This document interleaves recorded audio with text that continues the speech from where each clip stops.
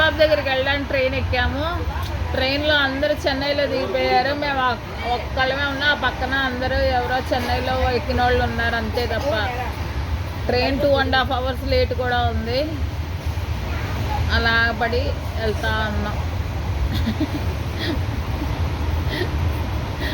మొత్తానికి Tiruvarur central university of Tamil Nadu ఉన్నది నా కొడుకు చదువుతున్న ప్లేస్. అక్కడికి వచ్చి చేరిపోయాం. మధ్యాహ్నం 3 గంటలకి రావాల్సిన ట్రైన్ ఇప్పుడు రాత్రి 9 గంటలకు వచ్చింది. ఇంకా బయలుదేరాం. ఇప్పుడే స్టేషన్లో దిగాం.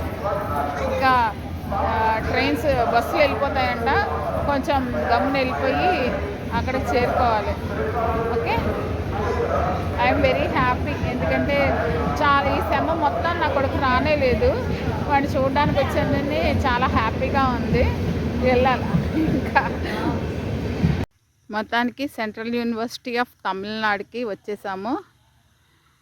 నిన్న రాత్రి 10 గంటలకు వరంగల్లో బయలుదేరితే ఇవాళ నైట్ 10 o'clock ఇప్పుడు మేము దిగేటప్పటికి ఆల్మోస్ట్ ఆల్ 24 hours. అసలు తిరుపతి దేవుడు బాలాజీ దర్శనం అయితే కూడా ఇంత ఆనందం కలదా, అంత ఆనందం కలిగిపోతుంది నాకైతే. ఇంకోవైపు నా కొడుకు ఇంత దూరం ట్రావెల్ చేసి వస్తున్నాడా అని చెప్పేసి చాలా బాధపడుతున్నాను.